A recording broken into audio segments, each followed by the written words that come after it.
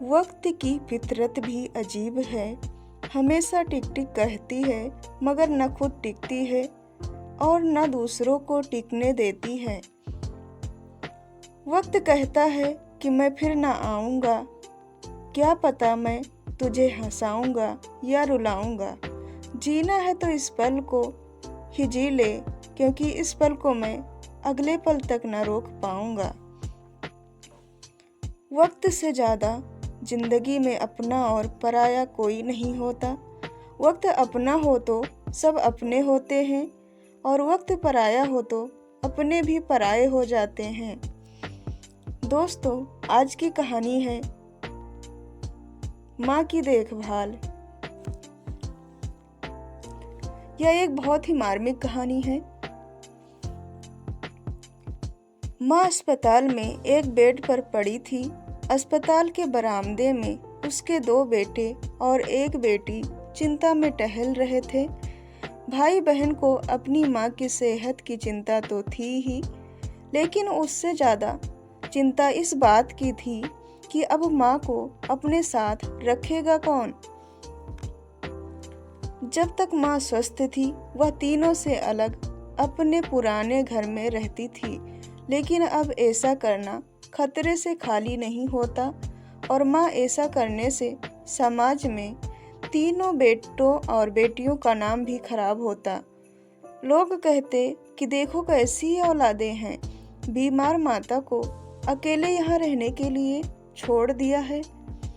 1 घंटे से बिना कोई बातचीत किए वह तीनों अपने अपने विचारों में खोए हुए थे। फिर बहन ने चुप्पी तोड़ते हुए बड़े भाई की तरफ देखते हुए कहा, भैया आप बड़े हैं, इसलिए आपका कर्तव्य बनता है कि माँ को ज़रूरत के समय आप अपने पास रखें और उनकी देखभाल करें। छोटी बहन की बात सुनकर बड़े भाई ने पहले अपनी पत्नी की ओर देखा और बोला, मैं इस बात से बिल्कुल इनकार नहीं करता कि बड़े होने के नाते मेरा माँ की देखभाल करने का कर्तव्य है, लेकिन तुम तो जानती हो कि मैं और तुम्हारी भाभी दोनों ही जॉब करते हैं। ऐसी हालत में माँ के साथ किसी न किसी को हर वक्त उनकी देखभाल करने के लिए उनके साथ रहना पड़ेगा, जो हमारे लिए बहुत मुश्किल हो जाएगा। बहन तुम तो पूरा दिन घर पर ही रहती हो, तुम माँ को अपने साथ क्यों नहीं रखती? पैसों की चिंता मत करना, जो भी खर्चा आएगा मैं दे दूंगा।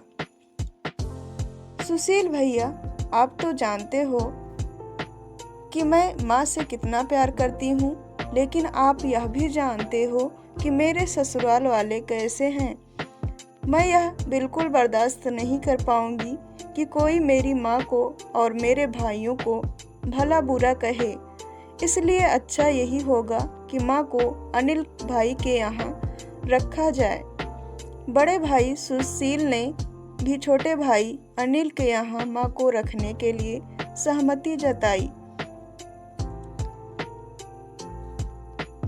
आप यह कैसी बातें कर रहे हो?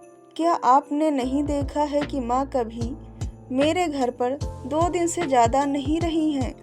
उनका मेरे यहाँ मन नहीं लगता है, फिर कैसे वह इतने दिनों मेरे घर पर रह पाएगी? छोटे भाई ने अपनी असहमति जताते हुए कहा। इससे पहले कि इस चर्चा का कोई नतीजा निकल पाता, एक नर्स वहां दौड़ते हुए आई और कहने लगी, क्या आप ही वार्ड नंबर 4 में भर्ती मरीज के रिश्तेदार हैं? आपको डॉक्टर साहब अंदर बुला रहे हैं। सभी घबरा गए और दौड़ते हुए डॉक्टर के पास पहुंचे। डॉक्टर ने उनसे हाथ जोड़ते हुए कहा, आई एम सॉरी, मैं आपकी माता जी को नहीं बचा पाया।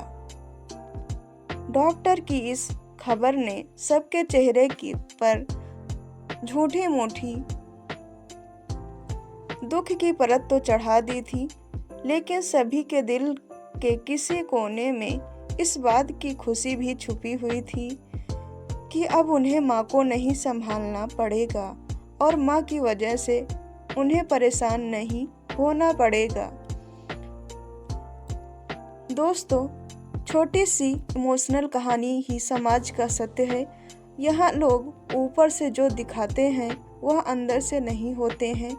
जो माँ बाप अपने 4 बच्चों को बिना किसी शिकायत के बड़ी आसानी से संभाल पाते हैं, आगे चलकर ज़रूरत पड़ने पर यही 4 बच्चे मिलकर भी उन्हें नहीं संभाल पाते हैं या संभालना नहीं चाहते हैं।